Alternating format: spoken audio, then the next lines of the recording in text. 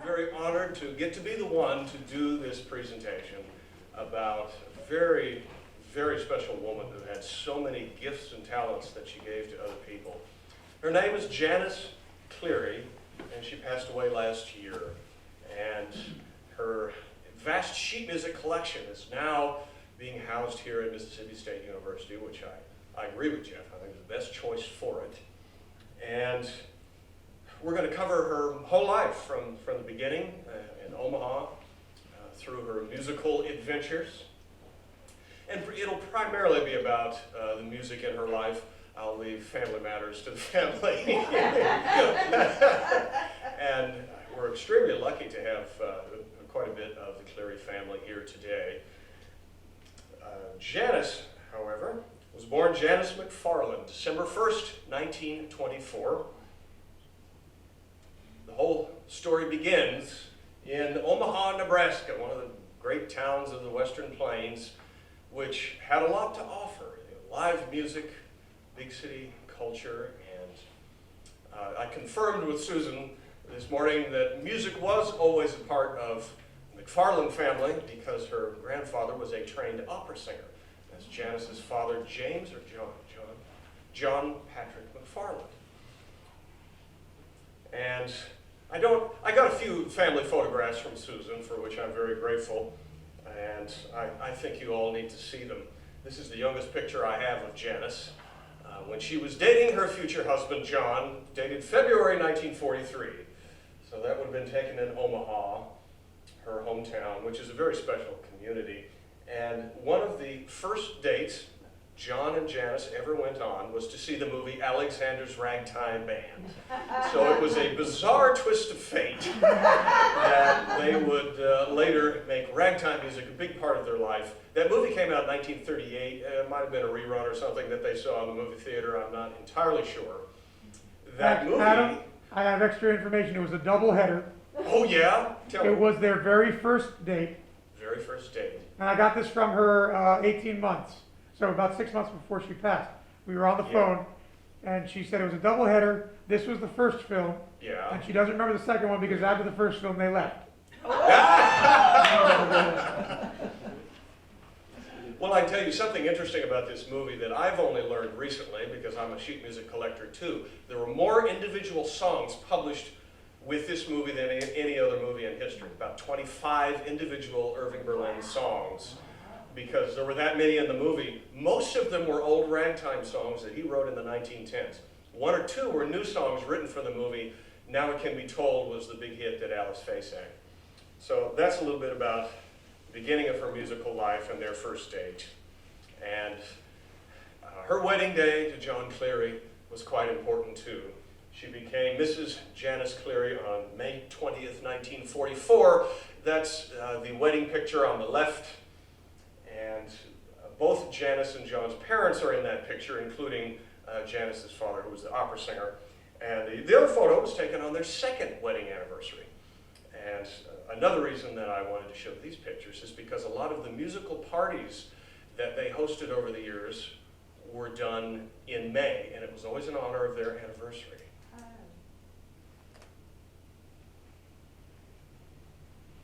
So now we're going to skip ahead to the beginning of the Cleary's musical life. And as far as I know, their musical life really began because of a man named Ragtime Bob Darch. And I'll tell you a little bit more about him as we go along. These are some great publicity pictures of Bob. He was one of the major ragtime revival figures in the 1950s. And there were a number of artists who had major recording careers before Bob ever made a record, namely Wally Rose, Johnny Maddox, and a few people like that. But Bob was special for a lot of reasons. I never had the opportunity to meet him, but Jeff knew him very well, and I'm sure he can add a lot to this. And it may seem like I'm leaving the Cleary's story here for a minute, but I'm going to tell you more about some of the musicians that she got to know, and she was very close to them. And one of the reasons that I know all of this is because I just happen to live in Iowa, which is near Omaha where she lived. And I was so lucky that I got to spend a lot of time with Janice. I mean, she even cooked me grilled cheese sandwiches when I was a teenager. So, you know, was very privileged to get to spend Adam, so can I much just time. add one thing? Yeah, please. This is not at all leaving the Cleary story because the Clearys, John and Janice, and their family, really adopted Bob Yeah. in a way Right. that nurtured him, supported him, gave him the energy to introduce them to the people you're about to bring up. Right. So they were very integral in all that we have because of that.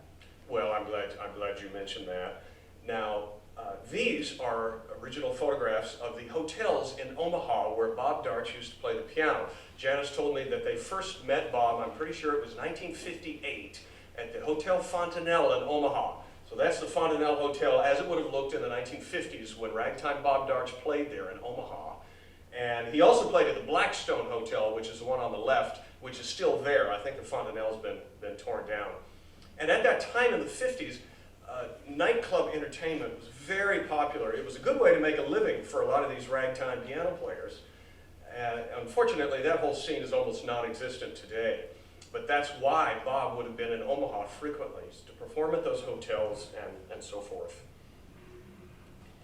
So that's where the Clearys met him. And a little bit more about Bob, I think, is next. Yeah. So I was telling you that Bob didn't make his first record until 1960. It was produced by Burl Ives. So that's the album on the left.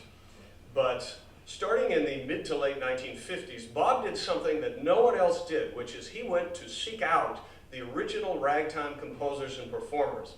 And he would interview them, and he would get them back on stage. And we have Bob to thank for a lot of wonderful interviews, reel-to-reel tape recordings of these pioneers. In the top right-hand corner is Bob and a reporter from a newspaper, along with classic ragtime composer Joseph Lamb in Toronto, 1959. He arranged for Joseph Lamb's only public performance. Joe Lamb, even though he was one of the great ragtime writers, only really wrote music as a hobby. So he only performed in public once at Club 76 in Toronto, Canada. And the other photo there is actually one Janice gave me of Bob and Arthur Marshall in Sedalia, Missouri, 1959. Arthur Marshall had been a piano student of Scott Joplin, and Bob and Traeger Tishner talked Marshall into appearing on stage. In fact, Bob Darch should get a lot of credit for getting these African-American musicians on stage and reviving their careers at a time when that was difficult to do. He really was ahead of his time in that regard. And then the inevitable happened. Bob is the one that inspired Janice Cleary to start collecting sheet music. And there are so many reasons that this hobby is wonderful. I mean, I can list some of the reasons for you that I love it. The cover artwork is fabulous. It gives you so much information about the performers and the times. There's photographs of the composers and the performers. You know what date the song was written. You know where it was published. The music often can tell you what Broadway show or what movie the song was written for. Many editions of the same song were published in different keys. There's just so much about it that's fascinating. For those of us in the music business, it's also a tax deduction, but that's beside the point. Because despite the fact that Janice ended up collecting 46,000 pieces of sheet music, she never played the piano. And so it was really Bob Darch who got her into this. I believe she started collecting shortly after they met, which would have been the late 1950s, which makes her what we might call an early collector. She was one of the first people to do this. And I saw in the seminar this morning there was some music from the Lester Levy collection. I believe she was acquainted with Lester Levy, who wrote one of the very first books on collecting music in the 1940s. His collection is now at Johns Hopkins, but I wish she was around to tell us more about that. But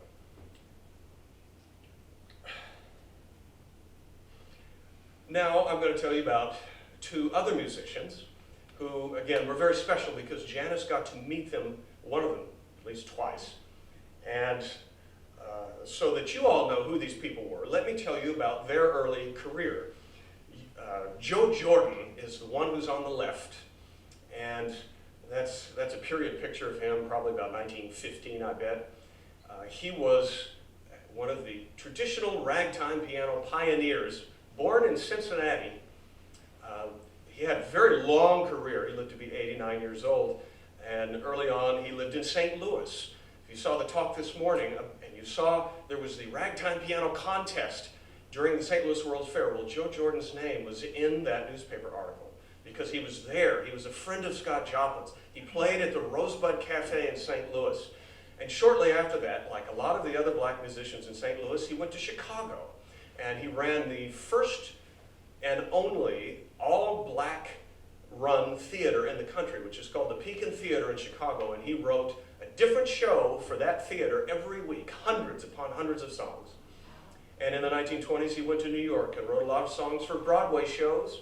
And he worked for the Clarence Williams Music Publishing Company, which was the most important publishing company for African-American jazz musicians. So his whole life was music until he retired to Tacoma, Washington, but that's a different story. And he's a fascinating man. His musical style is very unique. He played almost everything in the key of G flat or B natural. If you're a musician, you know, that ain't easy. But he was totally unique. Joe is a fascinating musician. Eubie Blake is the one on the right-hand side, and that's a photo from the height of his career, during which his show, Shuffle Along, was playing on Broadway in 1921. It was not, by any stretch of the imagination, the first black show on Broadway, but what made it so important was that it was the first one that was an enormous hit. It played for over 500 nights on Broadway. And in those days, unlike today, they only write about 3 songs for a Broadway show. He wrote about 20 songs for this show, all of which are melodic and jazzy and wonderful. And they say the show was so good. I read this in a book somewhere. I have to find this quote, but they say the show was so good that Irving Berlin and George Gershwin went to sit in the audience and watch it night after night. That's how good it was. And I'm Just Wild About Harry was the hit song from the show. Later on, he wrote Memories of You, which is one of the most famous standards of his career, for another Broadway show. He also wrote early instrumental ragtime, a handful of pieces. Grew up in Baltimore, Maryland, but then lived the rest of his life in, I'm told it was quite a house, maybe almost a mansion in Brooklyn, New York, because he was so successful, which is a wonderful thing to hear about African-American composers in those days.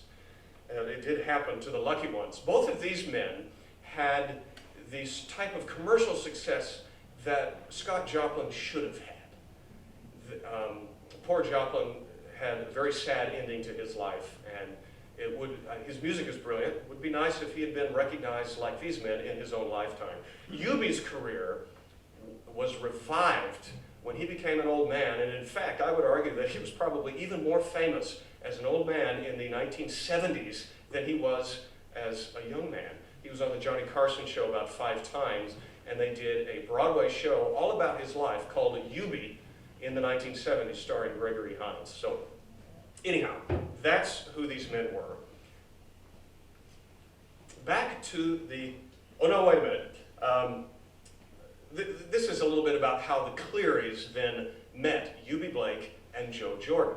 And it was through Ragtime Bob Darch, because he had produced an album with those men. And this album was called The Golden Reunion in Ragtime. It is a completely one-of-a-kind album because it was the only time in history 3 of the pioneer African-American ragtime pianists got together in a professional modern recording studio. Bob Darch did this at a recording studio in Fort Lauderdale, Florida in 1962. And that's a photograph from the original recording session that has only been published once or twice. And I have a lot of material on this album because I wrote my master's thesis about this recording session itself. And as such, Janice Cleary and her memories of these men are all detailed in my master's thesis. Adam, quick question. Yeah, please. I recall in its initial pressing, it was 3 LPs, wasn't it? There was talk as well as music. Well, that's one of the things that makes this album unique. Not only is it the only time 3 black ragtime piano players got to make an LP, it includes interviews with them about their life, the stories behind the music.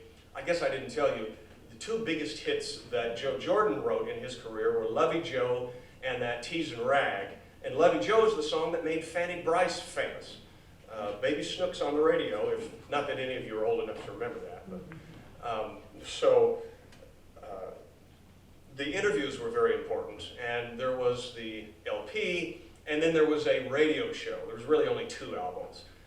And one of the holy grails in my career is that I would love to find the original master tapes from this album. I bet they're still sitting out there somewhere because they recorded for a week in Florida. So that's the golden reunion in Ragtime. So, and Charlie Thompson was the other pianist on this album. There were 3 of them. He was from St. Louis. Album was 62. Charlie Thompson died in 64. So unfortunately, Janice never got to meet him. However, they started producing musical parties and concerts. Back to the Clearys now. And I know that the concerts and parties that the Clearys produced had started by at least the late 1960s, because here's an invitation that Janice gave me to one of their parties. And notice it was really John who did this. It's a surprise party for Janice. Do not tell her, it says. Some good ragtime music and booze. And the date is May 20th, 1969, their anniversary. Bob Darch as the featured musician, of course. So they produced many concerts and parties. I'll tell you about a number of them. But there was one musical evening in particular that ended up being really the highlight of their musical career. And this is an original flyer for the party that Janice gave me, autographed by almost all of the musicians who were there. The party featured Bob Darch and his ragtime band, and a couple of special guests, U.B. Blake and Joe Jordan, those pioneer composers I was telling you about. And there was also one other special guest, Steve Sprackland, who's a musical protege of Bob Darch. He's the only musician from the party who's still active. And Bob Darch put together a really terrific band. It was more like a Dixieland jazz band. So there's the invitation to this party, which occurred May 3rd, 1971. And I know at least 2 people in the audience were actually there. I'm very jealous. I wish I had been born many years ago. So now we get to see pictures of Janice and her husband John again. That's them on the left. They stood in the back of the room at this party, watched everything that went on, and I chose the picture that did not include Janice smoking the cigarette. I did that on purpose, I promise. It was sort of a nightclub where this occurred. Shoot, you two can tell me more about it. It was called Bill Bailey's Banjo Bar. And this is a nightclub in Omaha. They're lucky they had such a good place for this. Large audience, obviously, which I assume consisted mostly of the Clearys families and friends from Omaha, right? Okay. And you can see Bob Darch and his band way in the back of the photo there, Bill Bailey's Bar. And fortunately, Janice and John were smart enough to have the entire evening professionally recorded, and they also had a professional photographer for the whole event. And Janice loaned me the entire binder of photographs from this evening, so I was able to scan them all in the computer. I have 40 or 50 wonderful photographs of these musicians, and Janice and John, and let's see. And you have the music recordings as well, Adam? Well, yeah, and I'm going to play some of the recordings for you. Awesome. Let's see. Here are the pioneer men themselves the night of the party.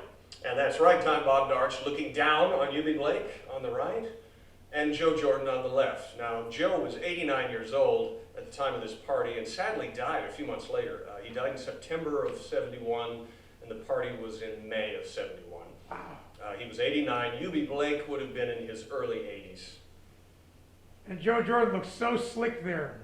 Yeah, You told me he looked like a 40-year-old. Both of these guys were very successful businessmen. Joe retired to Tacoma, Washington, and he had a whole second career. He was a black Republican and ran for office. He wrote school songs for the school in Tacoma, Washington. He worked as a bail bondsman. He just had a whole second life in Tacoma, Washington. He went out there in the Army in World War II and loved the scenery so much he moved his family out there. That's what happened.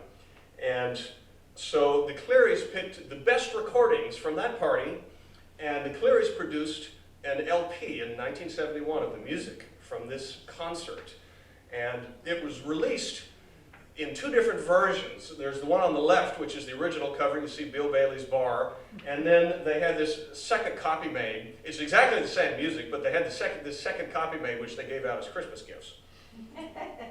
Fortunately, not only do we have this LP, which includes the best of the music from the party, but long before Janice passed away, she found the original master tapes and had the entire evening transferred. And I have copies of about 2 hours of music from the party. And so now, just to bring back to life this evening from over 50 years ago. Adam? Yeah. Could you please tell me who are the other musicians in the band, the horn players, and do you have that? Yeah, I do. It's Okay. on that flyer. There was a vocalist at the party that Janice loved named Sally Heiss. Do you know anything about her? No. She was really good. I mean, top-notch ragtime and Dixieland style of vocalist. Cool. A friend of Bob Darch. I'd love to know more about Sally Heiss. I don't want to just slow you up. I'll talk to you about it later. Okay. Well, now, let's listen to Eubie Blake in 1971 at this party. And we're going to listen to him play one of his most popular piano pieces, which is called the Charleston Rag. He claimed that he wrote it when he was 16 years old, which may or may not be true. And I want to say, with absolutely no disrespect to Eubie, that, you know, as he became an older man, when he was on all these TV shows and so forth in the 1970s, he really did not have the piano technique that he had as a young man. If you listen to his acoustic records from the 1920s, he was a virtuoso, meaning he never missed a note. You know, it's just, he was really good. However, this, I think, is one of the best recordings he ever made of Charleston Rag. He doesn't miss a note. That's why I want to play this for you now. It's just terrific. Let's listen to Eubie. Good evening, ladies and gentlemen. Good evening, ladies and gentlemen, and the fellows that came in with me. I'm going to play a number that I wrote 1899. It's called the Charleston Rag, and I'll play that for you.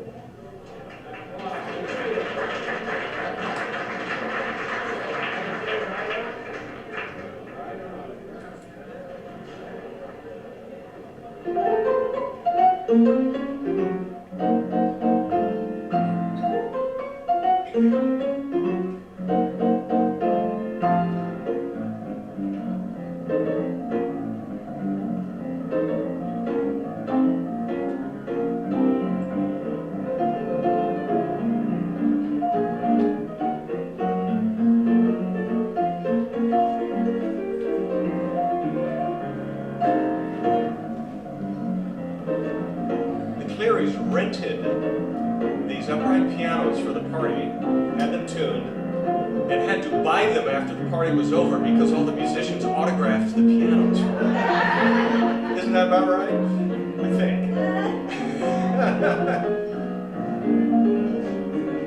They bought at least one of the pianos.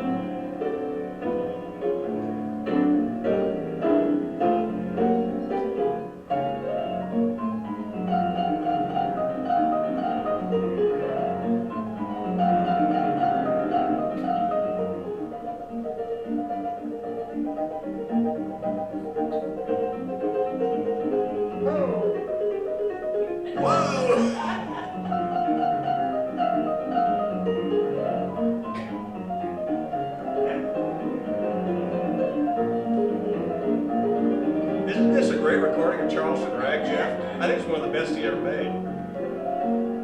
That's right. That's Ragtime! God, that's beautiful. Crowd loved it, didn't they?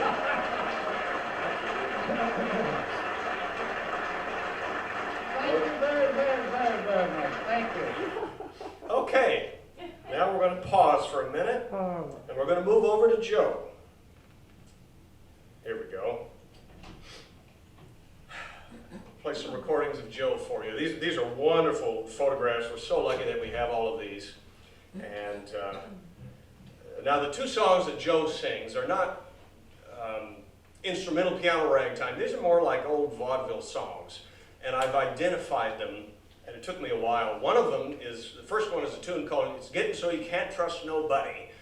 And it turns out the tune was recorded in about 1920 by Bert Williams, who was the big African-American Broadway star and comedian of that period. And the copyright registration for the song lists Creamer and Layton as the songwriters. They're the guys that wrote After You've Gone and Way Down Yonder in New Orleans. However, Joe played this song all the time as if he wrote it himself. So we don't really know.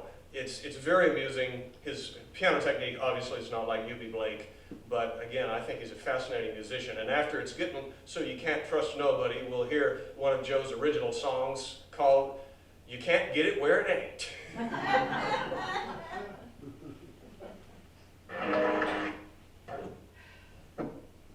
Joe Jordan's one of his great tunes entitled Just Get So You Can't Trust Nobody. It's really getting so you can't trust a soul. I'm thinking he's sick.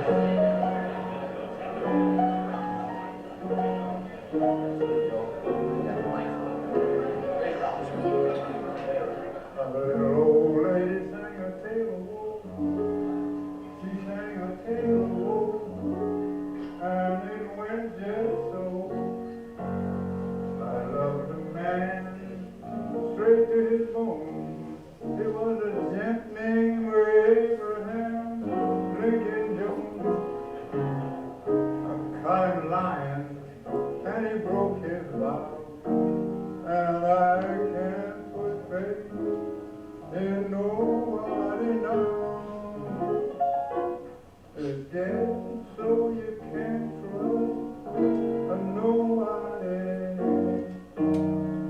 none of the time. The more you trust them, the more you find they'll grieve you and deceive you till you lose your mind. Turn your back a minute, see what you lose. They'll steal the feet right out of your shoes. It's so you can't trust nobody none of the time. This is good, listen. Now there was an old lady who said, with every tooth gone, gave birth to triplets last Tuesday morning. She's getting so many can't trust her soul.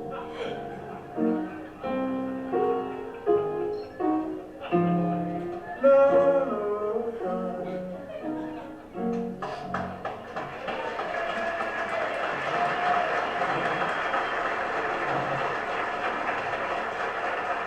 One more song.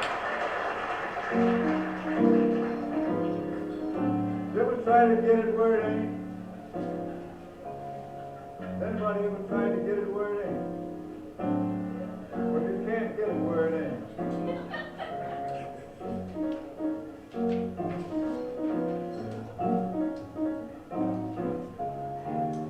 You can't get it Playing where it it F ain't. sharp. Oh, baby, you got to get it where it is.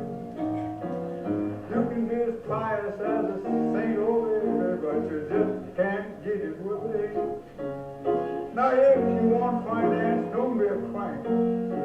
The best place to go is to a bank. You can cry, you can try, you can do a thing, but you just can't get it where it ain't. Where you get it where it is to cure your ill, and you get it where it is to get your thrill, and you get it where it is to pay your bill. Well, you get it here, you get it there, you get it anywhere, but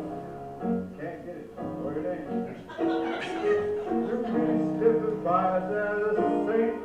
You can cry, you can cry, you can even pull a faint, but you just can't get it what it ain't.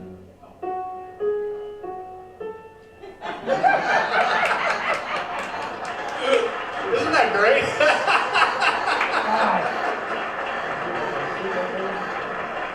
Adam, Yes. may I please make two observations Of and ask course. you a question? The first Yeah. one, Bob Darch was much more of a Joe Jordan type of pianist and entertainer than Yeah. he was a Eubie Blake type. Yeah. So he admired Eubie, but he had a real simpatico with Joe. Did you know Bob lived with Joe for a little while? Yeah. Yeah, they were very close because Bob played in Seattle, Washington. So you hear a lot of that, and I've never heard such a rich voice. Yeah, Joe had a very good voice. And I hear that he and Clancy Hayes must have crossed paths. I hear a lot of Clancy Hayes in that Really? voice. And I bet Clancy spent some time listening to Joe.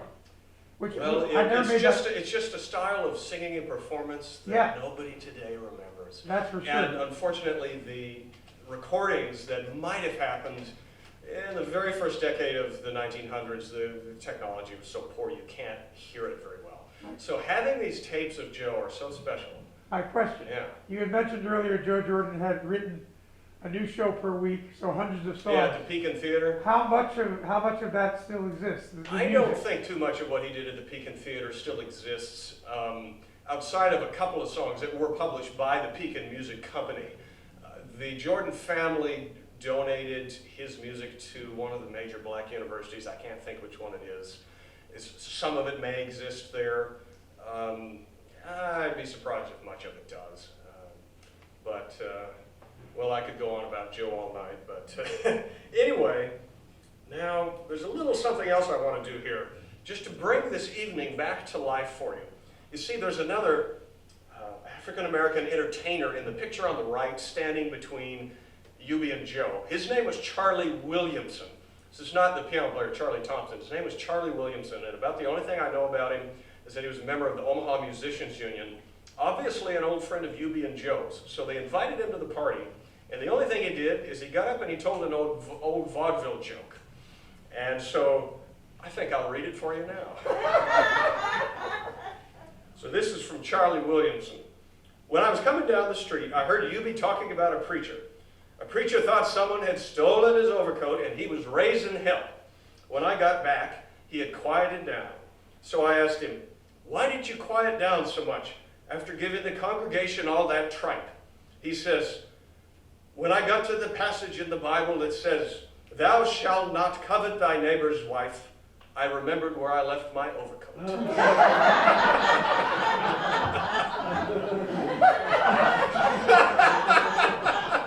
I got that right off the record. Oh, very old-fashioned vaudeville humor.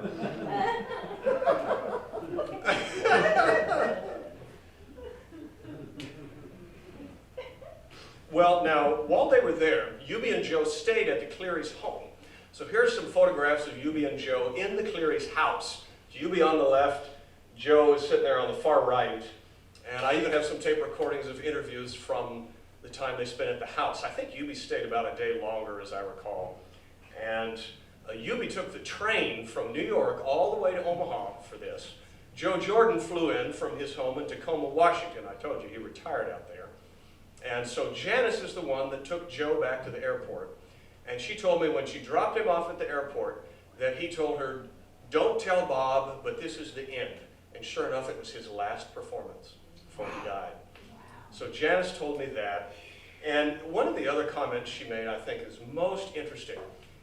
This is Janice's exact wording. She said that both of these men were very aware of the racial prejudice that they had experienced in their life, but neither seemed very bitter about it. I think that's a very enlightened attitude. So I admire those guys very much. And well, now let's see. Oh, this is terrific. So the next day after the party, an article appeared in the Omaha World Herald. There's the article. And yeah, so you probably can't read it from way back there, but the headline is, "Lot of Rhythm and Noise, Composer 89, Rock is Not Music." And I'll read you a little bit of a quote from the article. This is quoting Joe Jordan. The old gentleman obviously had been asked the question before. What do I think of rock music today? He repeated slowly in a clear voice.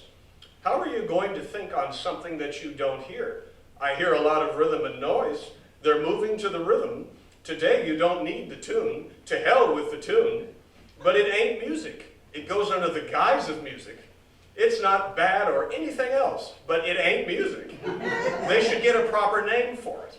They're prostituting a name very dear to me. So that is ragtime composer Joe Jordan's thoughts on rock and roll. I have to agree with Joe.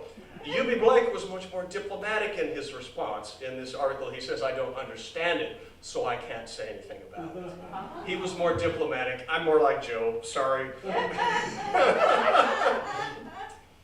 As I mentioned, one of the performers from this special evening is still active. His name is Steve Spracklin. So there's a picture of Steve at the piano at the same party.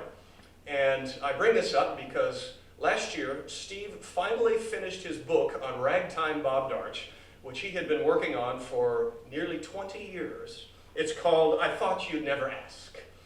And that's the cover of the book. The fascinating thing about this book is that it's told entirely in Bob Darch's own words. It is all from interviews that Steve conducted with Bob before he died. And I'm not that big of a reader, but I read the book cover to cover last year. And I have to say, I think it's pretty accurate. Bob was known to be a real storyteller, but everything I read in this book sounded exactly right, including his comments on my good friend Johnny Maddox. He said Johnny always attracted the old ladies and never drank, and that's very true. That's exactly spot on. And again, I mention this because the Clearys are mentioned in this new book. There's a whole history of his relationship with the Cleary family, and especially that one party is discussed in the book quite a bit. And there's also a section on Bob Darch sending Jeff Barnhart a bunch of old used shoes because he was bored and didn't have anything better to do. The left ones only. Left shoes only. Only He the sent left them to shoes. Jeff in the mail. Repeatedly. Well, back to a little bit more about the Clearys, since we covered Eubie and Joe pretty thoroughly. They continued producing concerts, musical parties, and so forth for years and years. On the left, we have an invitation to one of their parties in 1973. Again, May 20th, that's their anniversary. And this included Bob Darch, Steve Spracklin, the St. Louis Ragtimers, the famed band from St. Louis, which included Trevor Tishner on piano. Sally Heist, that's the singer I was telling you about. I'd love to know more about her. Her nickname is Cleves Regal. And the flyer on the right is from a 1974 musical concert that they produced, Jocelyn Concert Hall in Omaha, and it was entitled 3 Generations of Ragtime. Terrific idea. 3 generations of performers, Eubie Blake, Bob Darch, and Steve Spracklin. Sadly, Eubie Blake got sick and could not attend. But here are some photographs from the 3 Generations of Ragtime concert. Peter Lundberg flew all the way from Sweden to replace Eubie Blake in this concert. You can see they had 3 pianos on stage. Looks like a lot of fun. This is a wonderful picture of Janice and John, too, standing right with Bob Darch. And I noticed in the other photo near the front of the stage, there's another reel-to-reel tape recorder. So I would love to know if the Cleary family might have a tape of this sitting around somewhere. Love to find out. Don't have a copy of this one yet. That was the 3 Generations of Ragtime concert. Peter and Steve are both still active. I suppose I should ask them about it too. And this is 1974, and the same year, another very special event began for the first time. Oh, we're not quite there yet. I was going to say that the music in Omaha continued for years because Bob Darch performed there.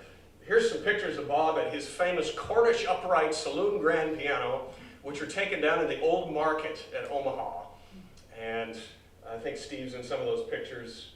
And Janice even had this terrific picture of Bob. He would take that piano anywhere he could fit it.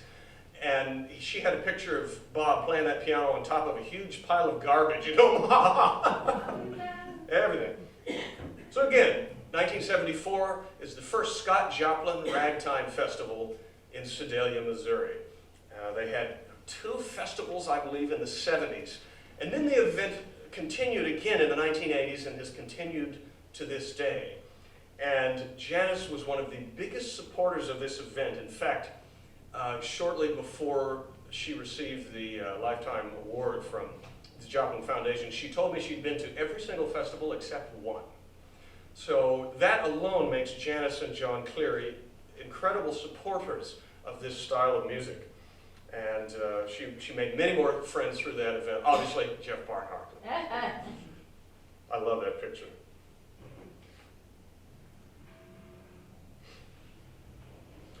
Well, remember, towards the beginning of the talk, I told you that Janice began collecting sheet music in the late 1950s. And here's another newspaper article, probably from the 1990s.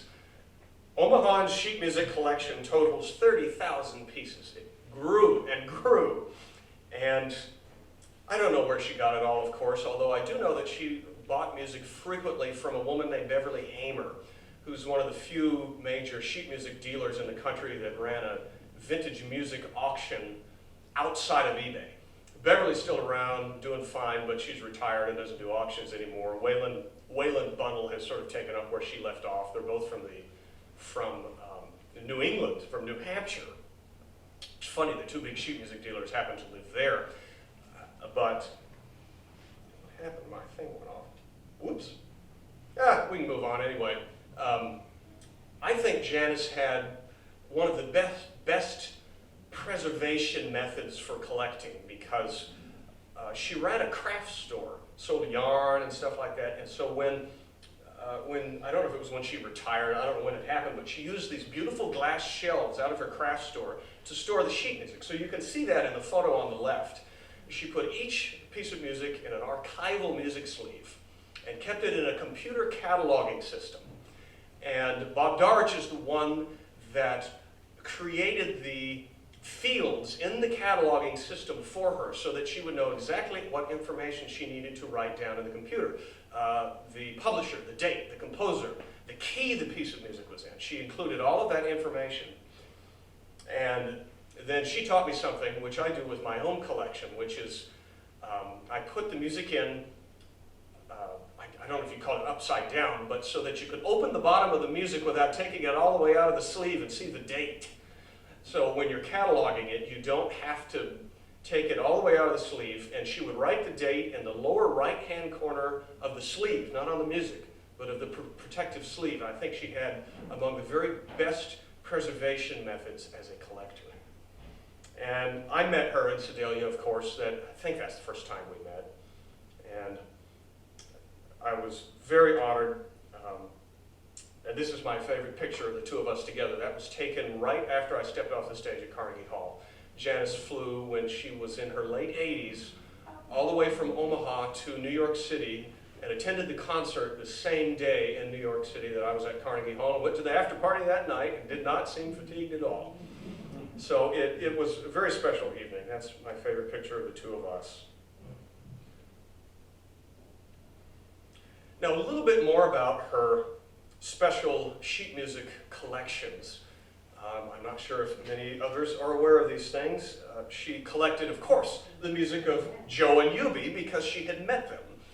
And she had some rarities of Joe's music that I've never seen anywhere else. One of them is this song from a Broadway show called Fast and Furious, which only ran for 7 performances on Broadway in 1931. And this song is called So Lonesome, words by the famous black lyricist J. Rosamond Johnson.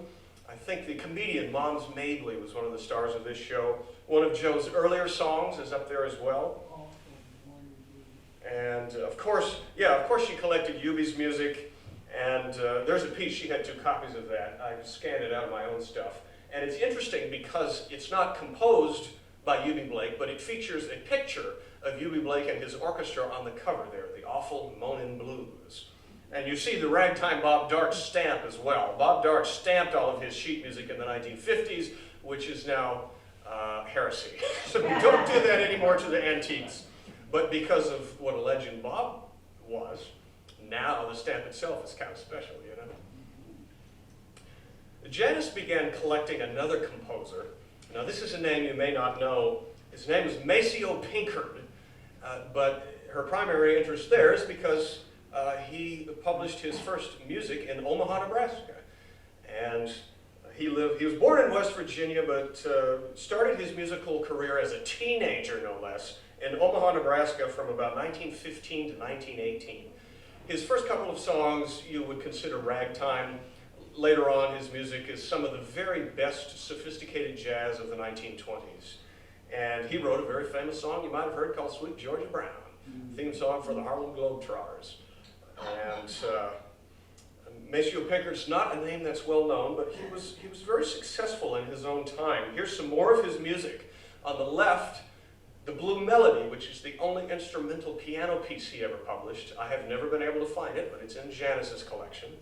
And you can see down there at the bottom, published by Maceo Pinkard Music, Omaha, Nebraska. And his first big hit when he went to New York in 1919 was Mammy O' Mine. That is not the Al Jolson Mammy song. It's actually a much better piece of music. It's more sophisticated, the harmonies and so forth. Those Draftin' Blues was a big hit of World War I. Liza was Pinkard's big Broadway show. You see that music there, Liza. It was done very much in the style of U.B. Blake's Shuffle Along and James P. Johnson's Runnin' Wild. So that was Pinkard's big Broadway show. He wrote Sweet Georgia Brown. Later on, he wrote Here Comes the Showboat, which was interpolated into the Broadway show Showboat. And he wrote Them Their Eyes, which was recorded by Paul Whiteman's Rhythm Boys with Bing Crosby early on in his career. So that's a little bit about who Maceo Pinkard was. And Janice is credited in David Jason and Gene Jones' book, Spreadin' Rhythm Around, for providing information about Pinkard. So she's credited in a number of books. Didn't he also write Sugar? Yeah, he wrote Sugar. Oh, yeah. Sugar's Lots. the famous one. Was his. Yeah, that's Pinkard. Yep.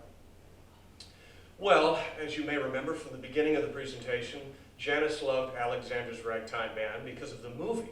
The song, of course, was written way back in the 1910s by Irving Berlin.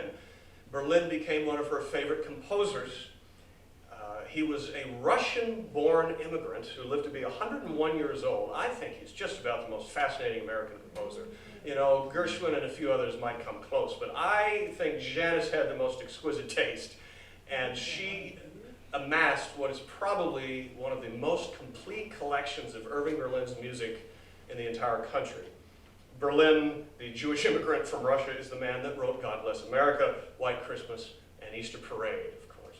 And in the 1910s, the name Irving Berlin would have been more famous as a ragtime composer than Scott Joplin, by far. Here's some of the early Berlin covers, just to give you an example of what they look like. The Cleary collection includes Irving Berlin's very first published song, called Marie from Sunny Italy. You can see that on the left. He started his career as a singing waiter in New York, and his first song came out in 1907. His real name was Israel Baleen, or Izzy Baleen. That's Irving Berlin's original name. He became Irving Berlin because the music publisher credited the words on this song to I, Berlin. That is how that happened. Marie from Sunny Italy is not the most rare Irving Berlin song. However, because it's the first, I have read that it has been auctioned for tens of thousands of dollars. Jeff? I just had one thing, Yeah. another thing nobody else knows because she told me on the phone Yeah. during our final conversation. Yeah. She said, you know, I never let John know how much I paid for Marie. Did she tell you this? No, I didn't know. I'm not surprised. The first thing she said was, I had the kindest, most wonderful husband in the world. He always indulged my sheet music habit. Once in a while he'd say, now, Janice, what did you pay for this one? And I'd tell him, and he'd shake his head and say, I know it's for a good reason. That's fine. Isn't that amazing? This is the one she did not tell him. Oh, good. She spent $1,000 on this sheet. Well, that's pretty reasonable for Marie from Sunny Italy. But then she found out there were a bunch of other ones, and she said, the guy overcharged me. Yeah. Yeah. just because it's the first one, I know that it has sold for tens of thousands, but Waylon Bunnell told me recently there's a lot of other Berlin songs from early in his career that are more rare than this one. Go figure, I don't know why, but Mississippi State is very lucky now to have it. He's a Rag Picker is an example of one of his great Ragtime era songs. On the right is the very first edition of Play a Simple Melody. That shows you what Broadway sheet music looked like in the 1910s. Again, it was fascinating, not only because of the beautiful artwork, but with a Broadway show like this, you see it also lists all the other names of the songs from the show. And these are songs that most people don't remember. They remember Play a Simple Melody. So the Cleary collection includes all the obscure pieces from these Broadway shows that you will not find elsewhere. Now, here's what some of the later Berlin music looks like. Janice provided the cover of the first edition to I Love a Piano for my CD that I did of the same title, I Love a Piano. That's from a Broadway show starring Gabby DeLees called Stop, Look, and Listen. In the 20s, Berlin owned his own theater in New York City, the Music Box Theater on Broadway. There's some of the music from that. There's an example of some of his rare Broadway music from the 30s, from a show called Face the Music. Of course, Berlin went to Hollywood and wrote for tons of movies, such as the Alice Faye movie, Alexander's Ragtime Band. And his career sort of came to a slow stop in the 1950s and 60s. And Berlin's last Broadway show was Mr. President in 1962. And he never did much writing after that. Berlin was a lot like Joe Jordan. He did not care for rock and roll and felt like his style of music had disappeared. And he kind of tried to keep up with the times for decades and finally gave up on it completely and became quite reclusive in his old age, actually. He would not see too many people. But he lived to be 101 years old. That's the story of Irving Berlin.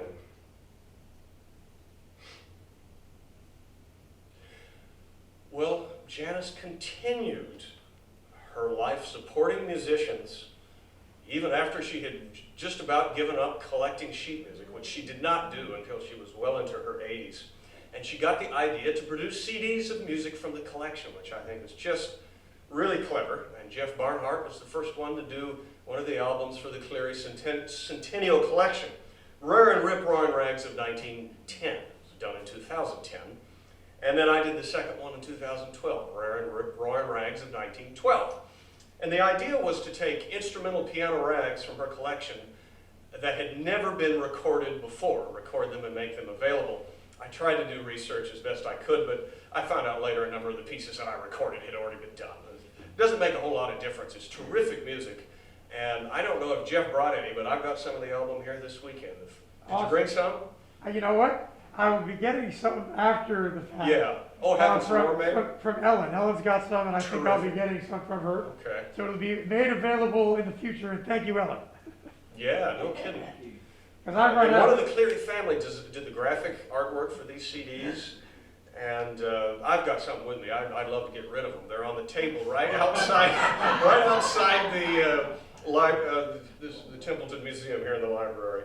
It was a real labor of love on Janice's part. She was Yes. fully aware that the money she invested would never be Yeah. fully repaid. And I always so felt like I should pay her back, and we never did. She paid for the production of the album, and I'm still selling them now. Another way in which they supported musicians who do this kind of stuff. In fact, she was thinking about having Richard Dowling do a third album. It'd be nice, maybe the university could help pick some of the music and get him to do that. that would be awesome. Yeah. Because both John and she never got Janice, around to it. But. both John and Janice really supported musicians. Exactly. And John and Janice were married for no less than 75 years, by the way.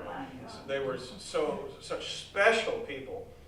And about 2015, I got the idea and realized that Janice should be nominated for the Outstanding Lifetime Achievement Award in Ragtime from the Scott Joplin Foundation.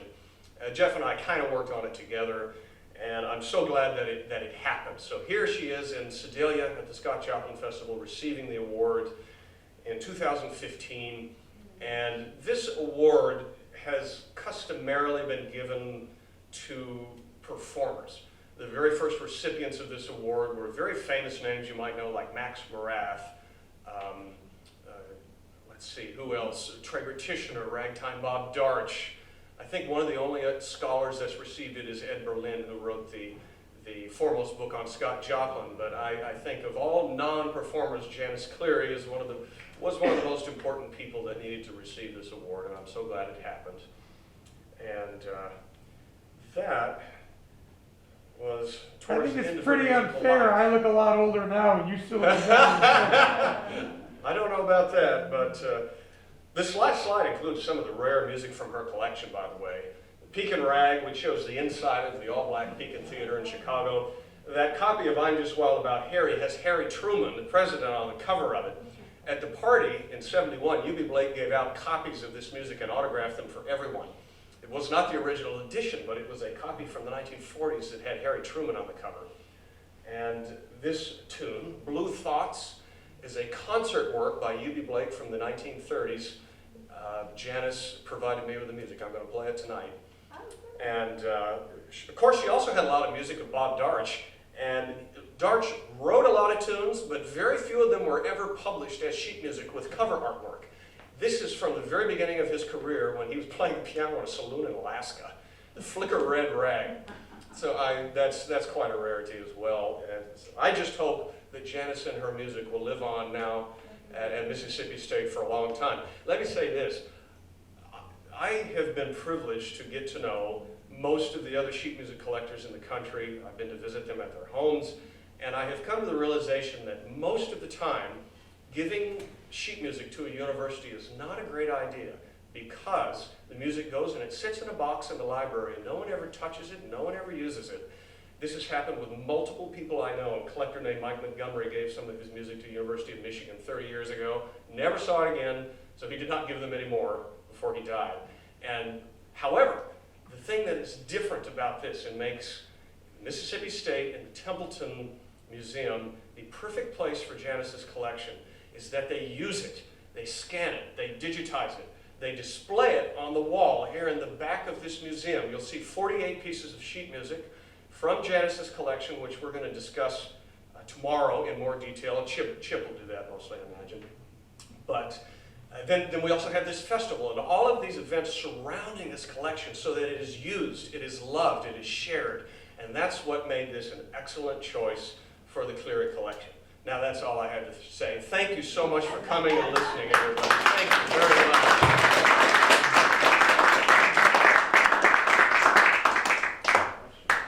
Questions, sure.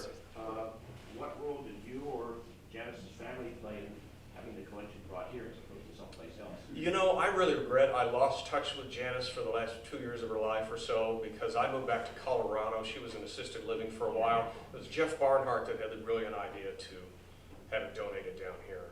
But Thank you, Jeff. yeah, no kidding. Hey, Adam. Yeah. I want to prompt Chip for a question. Chip and I have been, or Chip mostly has been going through the incredible work that Janice did to catalog the collection. Yeah. And she had some notations in it, I think some asterisks and some other notations. Do you know what those are? I was asking Ellen about that earlier. I don't know what the asterisk is in the computer catalog, but I can guess a little bit, which is, I was telling you, she had special files on certain composers, Maceo Pinkert, U.B. Blake, Irving Berlin. So my guess is that means they're in a special file somewhere as opposed to the ragtime section or the blues section or whatever. It was a special file. She had one on J. Fred Coots. She had a whole bunch. It might have been a World War I file, I'm not sure. The Irving Berlin music was all in binders. So you got to find those binders somewhere. Marie from sunny Italy's in there.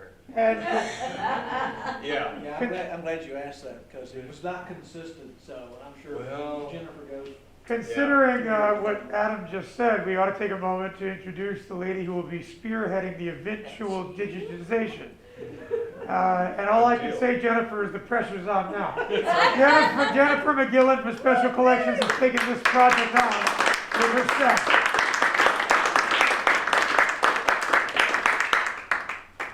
I also want to just add a little bit to one of the questions that came up a minute ago.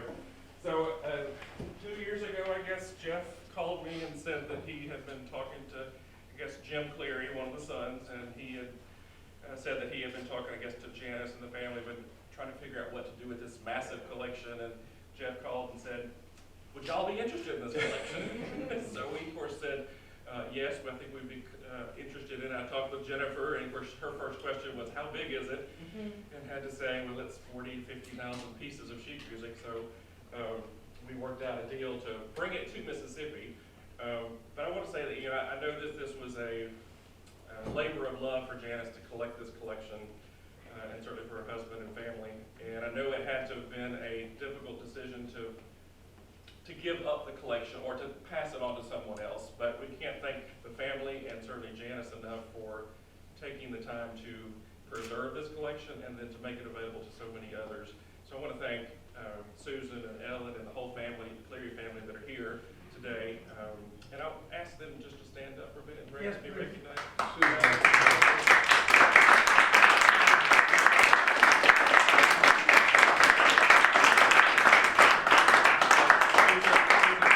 Susan Johnson, daughter, right? And Ellen. Ellen's daughter. Maggie, Madeline? Yeah. Patrick? Carson, that's Patrick. There's Patrick. Patrick and Carson. Yeah. So glad to have y'all here today, and we hope that you have a great time. We're going to do another celebration tonight, and thanking them for giving us this collection. So we really want you to know how much we appreciate having this collection here. Well, So- and just a little note. Yeah, we would love for you to have say something. Parts of the collection had been given to some of us. Oh, really? And I think in the end, we were really happy that it all came here and that it came, what's going to happen to the collection. That was really important to Mother, that it all be available to the people and that it be digitalized. I think it was just, we're just really happy that it came here. So thank you, Jeff, for getting it here and for all of you for caring for it and for her. Well, Janice will live on here, and all of her work and her love will live on here too. And so thank you for all the support you gave your parents as you were growing up, and as the grandkids continue. I remember her saying, yeah, this one stayed up all night taking care of this for me in the music room, which by the way was this little sort of, how do you describe it? It was like a vault. You walked into it was in the basement. You walked into the On middle. glass shelves. With glass shelves, and you sort of walked in, it was all lit up, it was like you were going into Oz. It was really great. I'm like kid in candy store. Oh, yeah. When I went to do the gig, because I came and played it, what was the occasion I played for that? It was an anniversary, but I can't remember which number. Which one? Yeah, I can't remember. But I went to play one of those parties, and I had planned. The setup Greek bar, and then Jeff came to Oh, Grandma and yeah, Grandpa's house yeah. and gave us a private concert. Private concert, and then, I was thinking, and Janice said, well, you probably are tired. And I said, well, I thought maybe I could see this collection. And so they drove me to the airport later, the next morning, quite late in the morning, and I had not slept a wink. I was in there, and I was like, is there any way my flight can be delayed or canceled? So that was sadly the only time I ever had an opportunity to be in there. But yeah, she was a force of nature in every way with a wicked sense of humor. And we just love her. So yeah, the celebration tonight will continue. Adam and I'll have the pleasure of performing some of her very favorite pieces for you. And you'll find out what great taste in music she had as well as taste in Very friends true. and family. Thank you, everybody. Adam. Would y'all like to say anything? Just memories of Janice or of being at these parties? Oh, gosh. Susan? I missed one of them. I was delivering a baby. Oh, no. Excuses. Everybody knows. It was a surprise party. The one you saw there that was a surprise for her. 1971, wasn't it? And she wasn't really fond of surprises, and so my dad came to the hospital to visit. That was the excuse. I had just delivered this baby. He came, and he was running really late, and he knew she was going to be just beside herself. And sure enough, she was fit to be tied, of course, until they got to the party, and then just had a mom. That baby is my wife. Yes. That's fun. Yeah. That's funny. And one other thing I was going to share with Adam Yeah. about the collection, the original core of the collection Yeah. was the Ragtime music, and that was purchased from Lester Lee. Oh, Lester Levy, really? She bought his rag or something? She bought. Huh. Interesting. Yeah, and she told me that Levy had an original copy of the Maple Leaf Rag, There were only about 5 known in existence, and The she Sedalia. had the Sedalia Maple Leaf, she had a chance to get it from Lydia and she didn't. That may be at Johns Hopkins now, I don't know, there's only about 5 known original copies. But now One you was just call found it Johns about 5 Hopkins, years it's ago. gonna be over. That's right, that's right. We have often compared ourselves to the Lester Levy collection. Yeah, I don't know.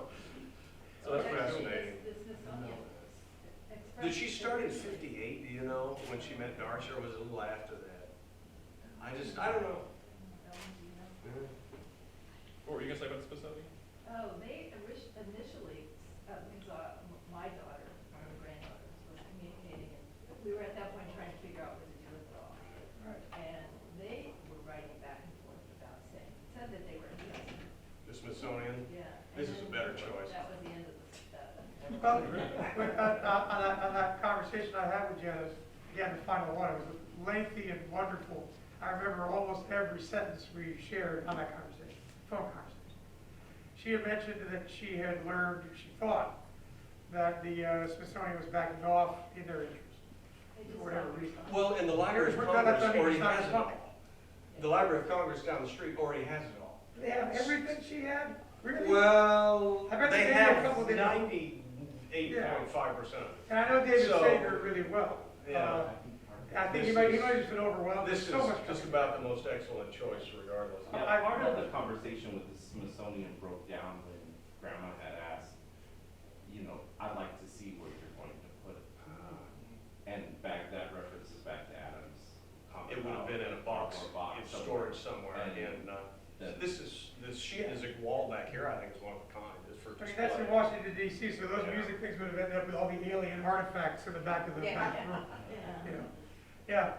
Well, you know what? It was our blessing that it ended up working out to be here where it will be honored and made widely available. So it's not just her legacy, but the heritage of America through sheet music, all the good and the bad, available for study, for incorporation into performance. It's an incredible gift that will live on generations past all of us.